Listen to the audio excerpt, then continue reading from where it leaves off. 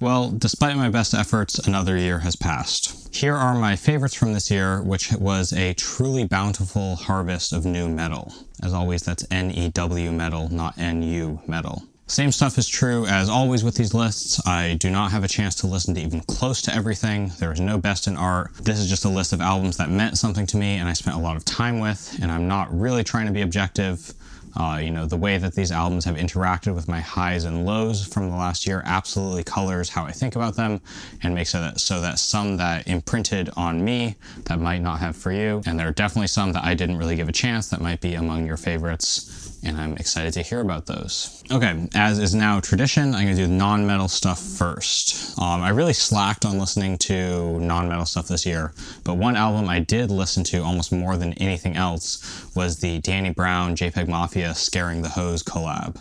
It is simply so good, definitely my favorite hip-hop album front to back that I've heard in a while. It's completely manic, it has all of these wacky samples and unhinged rhymes, and it just goes so hard. Check out this time-bending groove from the second to last track, for example.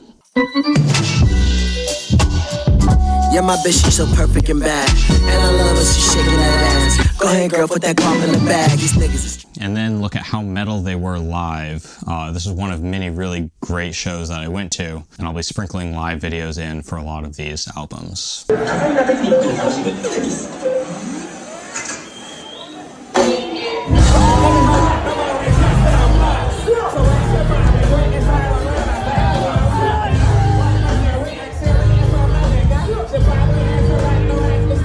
Another non-metal album I listened to a ton was the 100 gecs album, 10,000 gecs. Dumbest Girl Alive is one of those songs that I listen to and think, literally, they wrote this about me and I should be getting royalties. Put emojis on my grave, I'm the dumbest girl alive. Dumbest girl alive. Text, like you're trying to start a fight. Yeah, I'll fucking text you back. I'm the dumbest girl alive.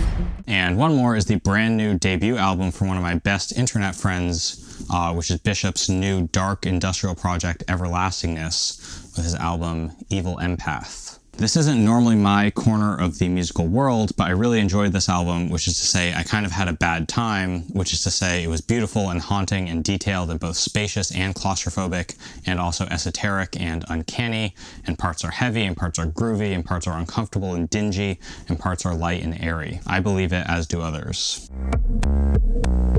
I believe it, as do others. All miraculous. Phrasing vaguely. And I guess I got deep into the most recent Bad Plus album this year, even though it came out last year. They were also really good when I saw them live a couple weeks ago. I really like the new lineup with Ben Monder on guitar, because he has real metal chops. You can tell in another world, he would have been a metal shred guy.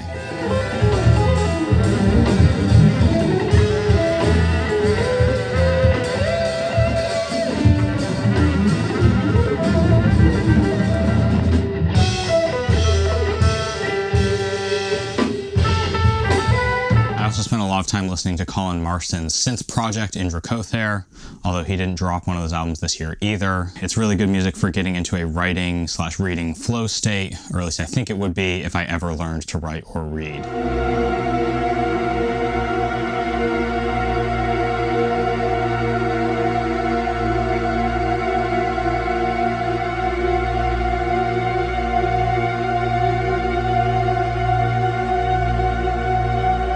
So yeah, let me know what I've been sleeping on from the non-metal world, you know, honk shoe, me, and in return, I'll do the rest of this video right now for you. So the next preliminary category is metal that I feel like doesn't fit in the main list for whatever reason. First, the first annual Slept On Award, which is something I'm inventing this year to give to a metal album that is not recent, but I really dug into for the first time in the last year. This year, I'm giving this to Digital Veil by The Human Abstract. Their first album, Nocturne, was huge for me when I was first learning guitar, and I revisited that album this year too, and it's still great, from that period of really angsty, dramatic, progressive metalcore. But for whatever reason, I never listened to their follow-up until this year, and golly gee is it good.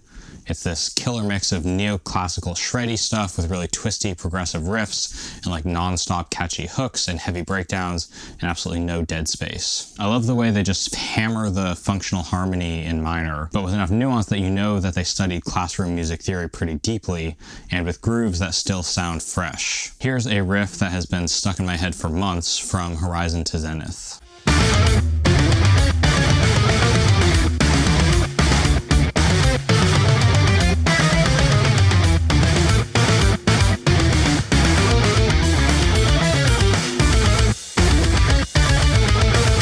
The second metal album that I'm not putting in the main list is Carbomb's live album. I've never really been a huge live album fan. I feel like for bands that play to a click, it's like, what's the point of listening to something with slightly lower recording quality and crowd noise, you know? But this album is pure gold because you can hear how absolutely explosive they are live, how tight and fluid and also human and completely like live they are as a band. I know their studio recordings inside out, and it's so cool hearing the tiny micro timing differences that happen when they play live. The best part on this album, of course, is having a record of that sick thing they do at the end of Secrets Within when they play it live.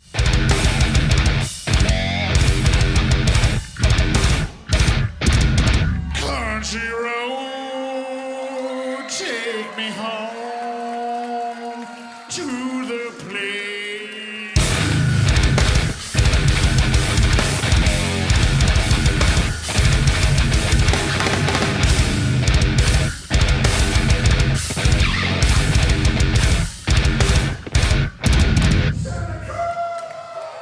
But the whole thing is so good, and I spent a ton of time listening to this album, and I already have tickets to see them twice in 2024.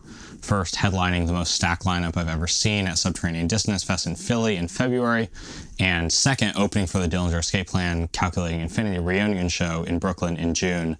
Exclamation point, exclamation point, exclamation point. I mean, talk about blessings on blessings on blessings. Finally, the third metal album that I'm going to recommend, but not in the main list, is my own album, which I released in October. It's the new Florid Ekstasis album, Trepanning. This album was a really obscene amount of steady work over the last almost 3 years, and then really intense work in the second half of this year. And I'm so glad it's done because it got to the point of losing touch with reality and wanting to throw the whole thing away, etc. You know how it goes. But with a little distance from it, I'm pretty happy with how it turned out. Here's a section I like where the main theme starts to malfunction and break down.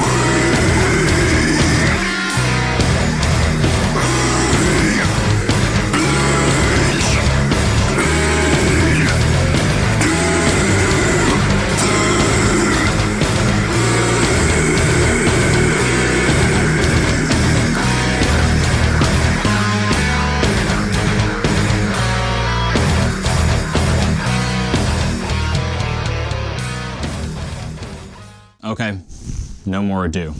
On to the main list. I'm doing 23 favorites for 2023. I hope that's okay. Although really I could have added another 30 to 40 albums to this and still not covered all of the metal albums that I liked from this year. At number 23, I have the surprise return of Glass Casket, which is the Between the Buried and Me metalcore band that hasn't released anything for like 100 years. The EP, like Life, is nasty, brutish, and short. And I mean, it's just really good, slightly twisty riffs, and you don't really need more than that to make me happy. Here's the one that ends the album, for example.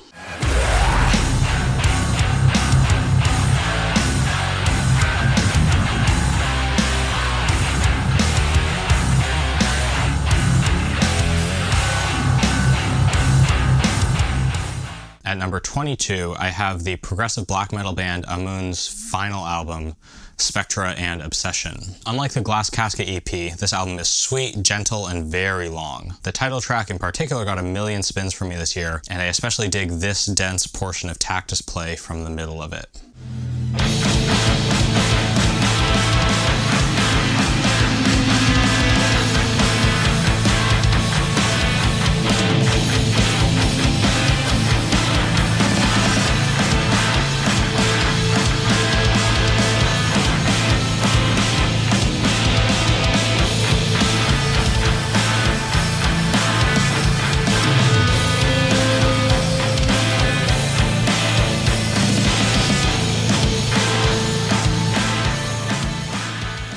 At number 21, I have an album that I considered putting on the preliminary metal list, but I'm putting in the main list and you literally cannot stop me, because if you're watching this video, it's already posted and it's too late. This album is my buddy/hero Daniel Crawford's pastiche of Soul Niger Within, informally called Smole Niger Within, and formally called Inanus Without by Helial Cloning Project. It's short, but it is unbelievably detailed, and he absolutely nailed this very precise aesthetic from Soul Niger Within, which is, alongside Gorguts' Obscura, probably more responsible for inspiring the people whose music I love than any other. Check out this monstrous riff plus solo combo that ends the EP. My choice is to suffer, to embrace the misery, for the content space. I am the flow in my system, reflected hate reality.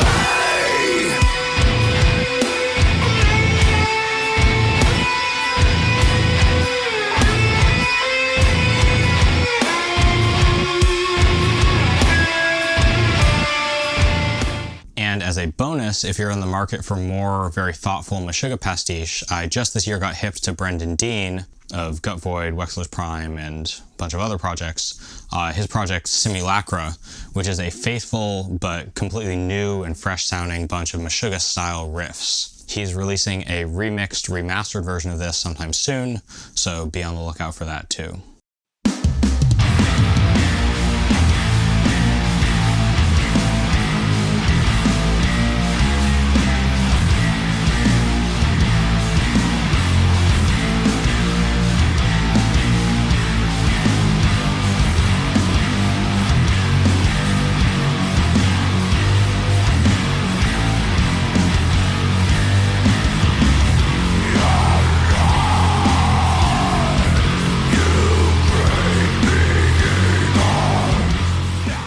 At number 20, I have my favorite of the canonical dissonant death metal albums from this year, I think.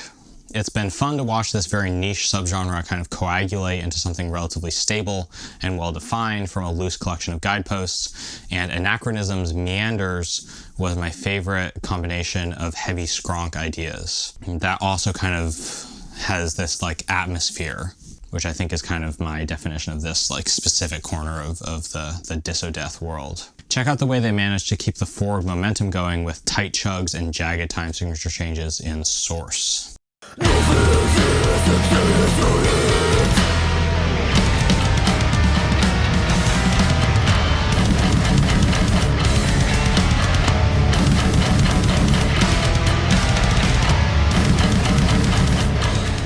At 19, I have maybe the bleakest album of the year, which is Mizmor's Prosaic.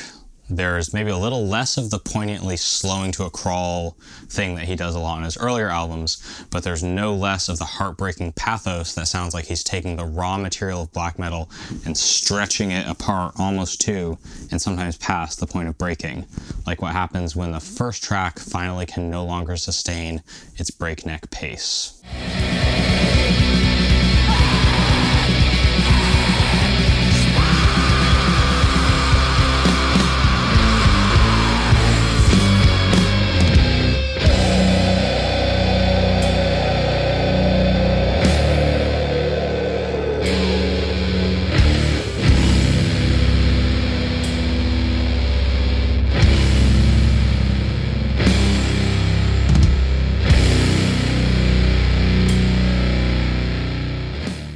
number 18, I have the groovy, dissonant, dark album from A Constant Knowledge of Death. This is one of those albums that seems to kind of slip between subgenre cracks, between mathcore, sludge, and post-metal in a really cool way. Check out, for example, this groovy, slightly slippery dotted eighth against quarter with reset riff from Speak 3.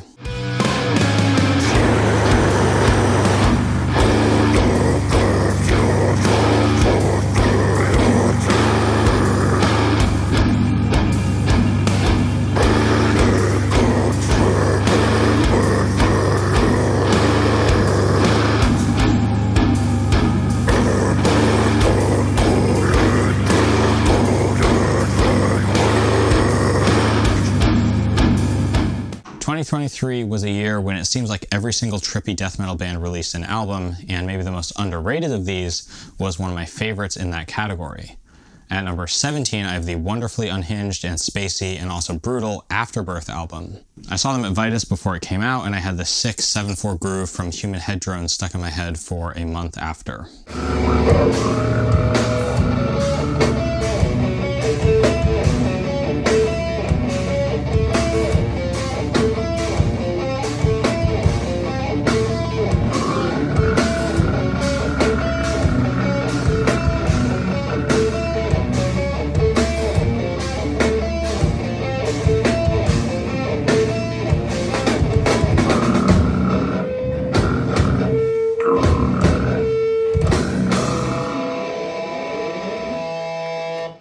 I like the Dodheimsgard album as much as the next weirdo like me, but a surprise stand-up from this year, and my number 16, was a spin-off project from them called Void, and their album Yadiao. This is the sort of black metal I can get behind, where the notes feel like they're constantly actively trying to escape themselves.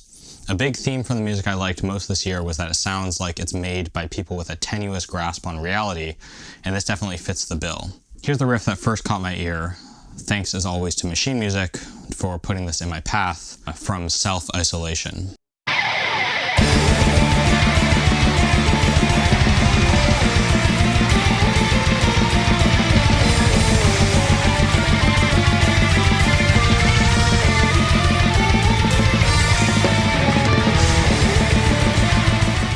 At number 15, I have maybe the first very big name album on my list, which is Blood Incantation's Luminescent Bridge EP. In my most humble opinion, they continue to absolutely live up to the hype, merging astrological atmospheres with crushing original riffs in a way that still feels fresh and also feels like these are people with at least 1 foot out of the door of ordinary consciousness.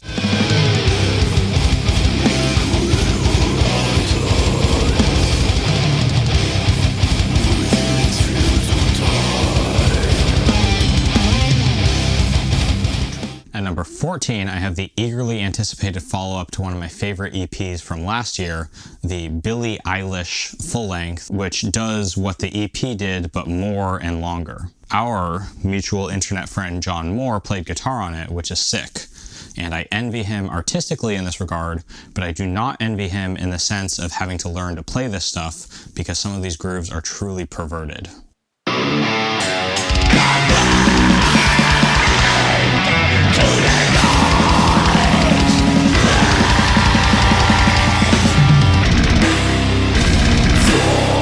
At number 13, I have another much anticipated album, Entheos' Time Will Take Us All, which would have qualified for this list purely on the merits of this breakdown from In Purgatory.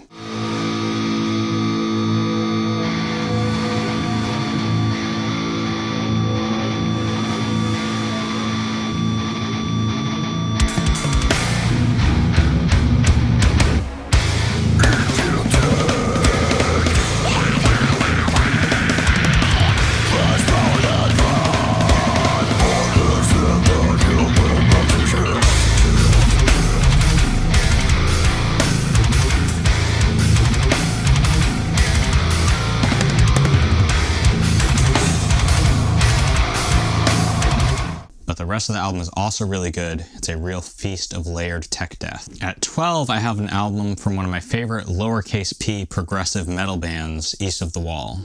They're another of those bands where I can tell that they're true music nerds because of all the clever, twisty little details they throw in, like the cascading tempo modulation thing at the end of the last song, which I won't play for you because it would take too long to show all the parts I mean. I'll probably make a video about it eventually. But they also have this really nice, smooth sound that's high drama and consistently surprising, like in the way the intensity of the first riff on the album melts into the pent-up energy of the first verse.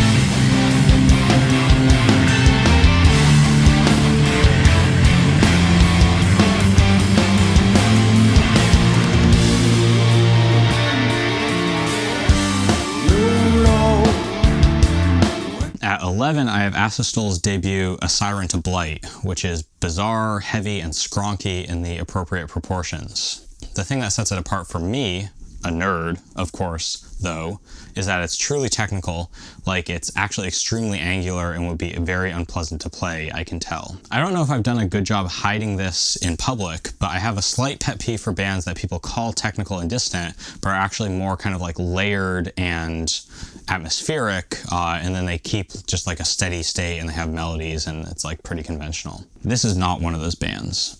To use a term that I invented, I'm generally really looking for structural density when I listen to technical/dissonant stuff, not just fancy guitar work or minor seconds. And this album is incredibly, refreshingly, frustratingly structurally dense.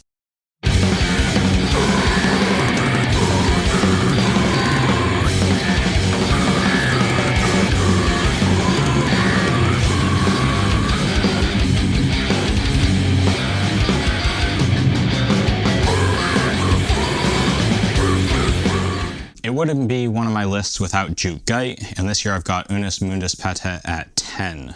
As always, this is just on an entirely different planet in terms of how intense and experimental black metal can get. The last track in particular hit me hard when I first listened to it.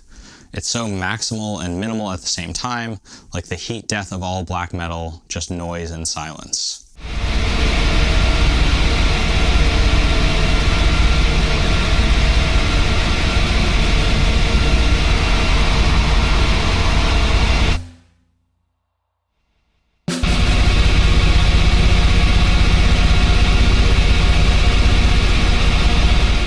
I was also a big fan of his ambient album this year, now that I'm a big ambient guy. At 9, I have some really fun Tech Slam from Wormhole. I like music that makes me move and groove, and this definitely does that. It straddles the line of goofy and seriously heavy really well, and this is one that's high on the list because I found myself listening to it over and over this year. It's very multi-purpose. Tech Slam.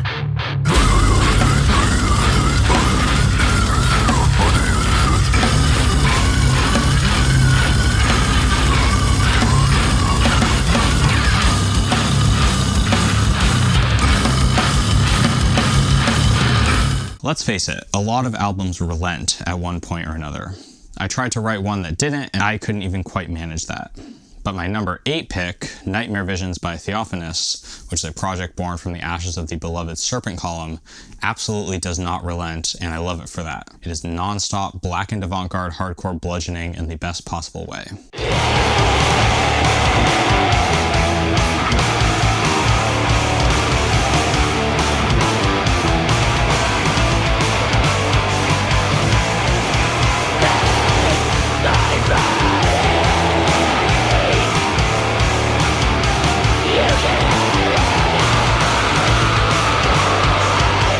I also always seem to reserve a spot of prestige on this list for the most willfully ignorant death metal album of the year, and this year that goes to Nithing's Agonal Hymns at number 7. This album goes just like dumb stupid, just like ping ping ping ping ping ping ping ping. dense with whiplash, nonsensical tempo jumps, and unparsable riffs. It is so, so good.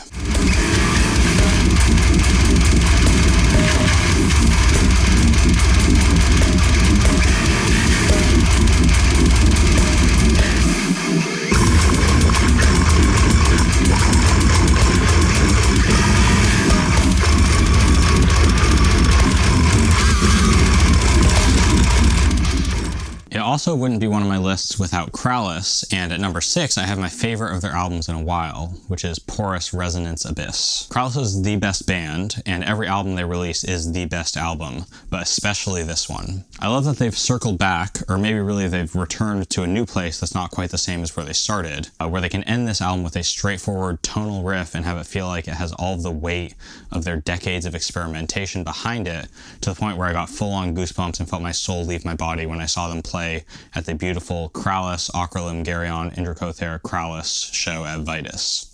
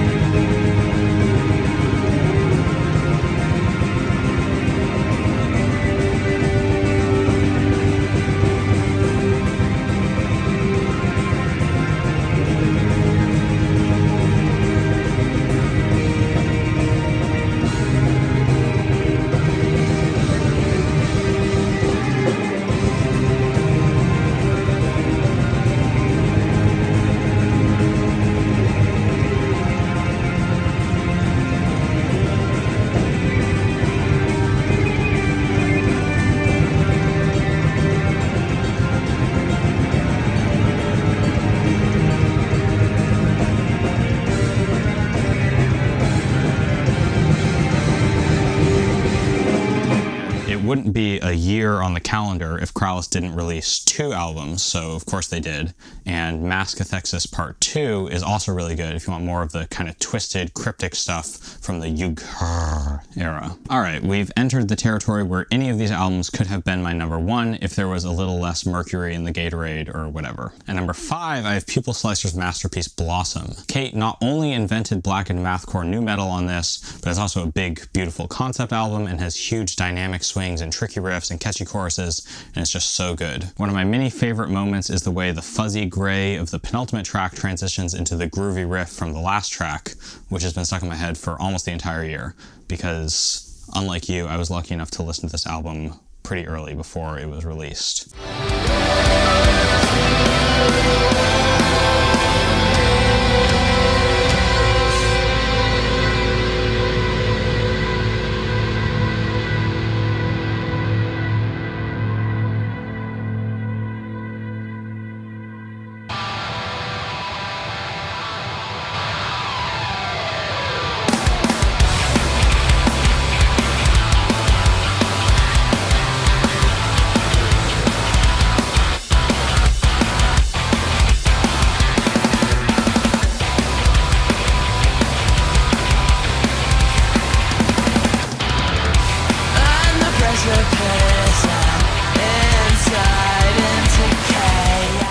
We are the stories we tell ourselves, as I've been telling myself all year. At number 4, I have the album containing the single riff that I'm most imprinted on in recent memory, which is the first riff from Thantifaxath's Hive Mind Narcosis. The drunk rhythms and the pitch shifting make me feel like time and space are distorting and I've lost control of my limbs, which is how I like my sleep paralysis, my horse tranquilizers, and my music. Solar Witch is seriously the best Thantifaxath song, and maybe the best standalone metal song of the year. I was lucky enough to see this in Montreal when I was there for a conference, and they pulled off the truly sorcerous feat of capturing this feeling live too. I'm psyched to see them at Subterranean Dissonance Fest as well.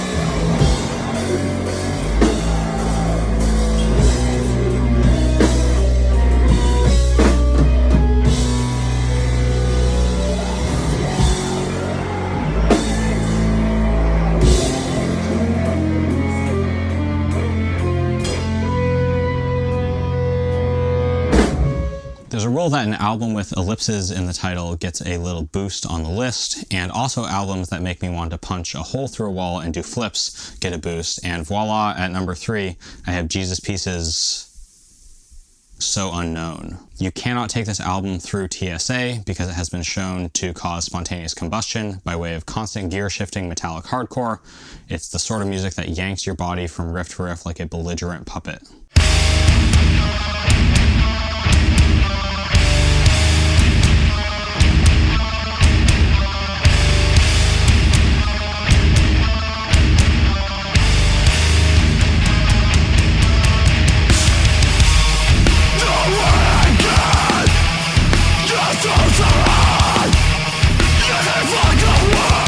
At number 2, I have the deeply beautiful labyrinth that is Victory Over the Sun's Dance You Monster to My Soft Song. This is another album that I had to make a video about almost as soon as I first heard it. It has all of the things I loved about Nowhere that made me put it at number 1 in my list in 2021, except even more, kind of, and now in macrotonal. It's completely overwhelming, it feels like arcane magic, and every song is its own self-sufficient world. I did my video about the hidden Tactus in the start of the album, but that's because I was too cowardly to try to tackle the later one in Madeline Becoming Judy.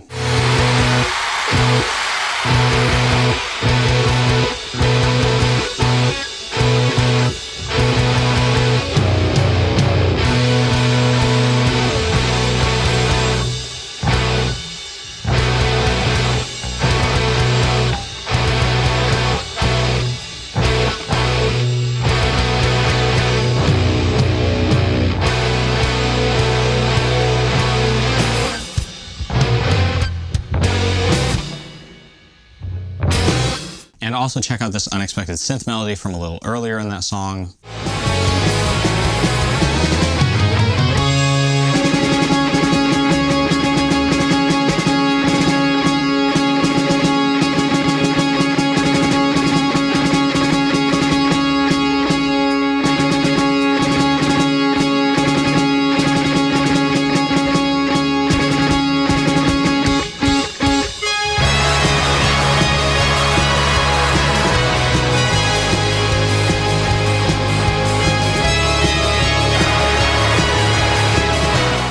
While we're at it, the jingly riff that comes next is so good too. Really, every single song on this album is beautiful, and it's just so good.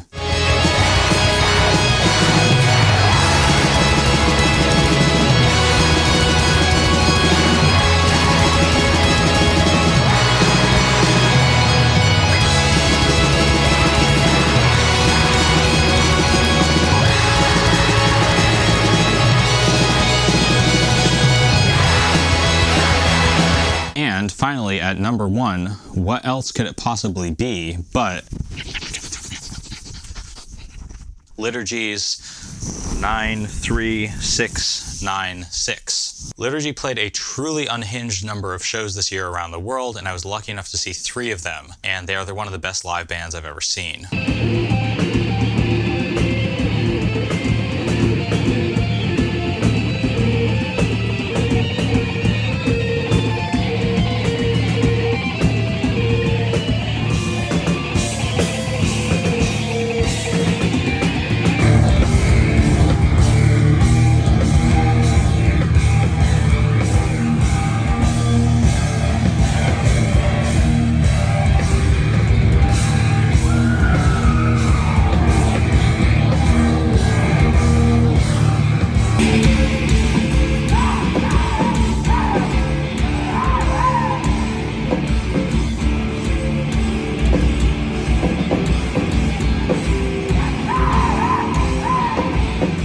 Is an entire universe. It has the atmospheres and reverence of the earlier albums, but it digs deeper into the maximalist bombast and the really unexpected kicker for me, the grooves of their earlier stuff. Listening to this album and seeing parts of it live is a truly life-changing experience.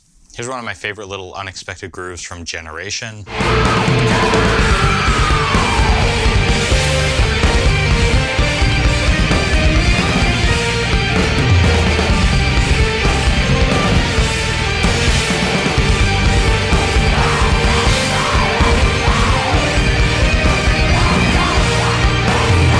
And another of my favorite of these quick little grooves, here it is.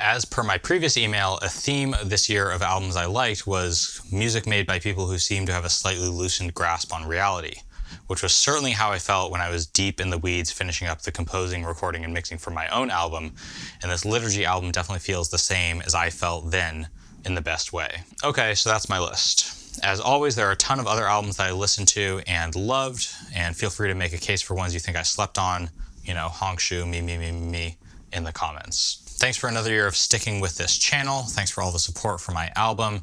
And please continue to be a real one by buying music from artists on Bandcamp and going to shows and buying merch and all of that to keep these people playing the music that we love. I will play us out with another little bit from near the end of my album that I think turned out pretty cool, if I say so myself. Happy New Year. Give my best to your friends and my worst to your enemies, and I'll catch you on the flip side.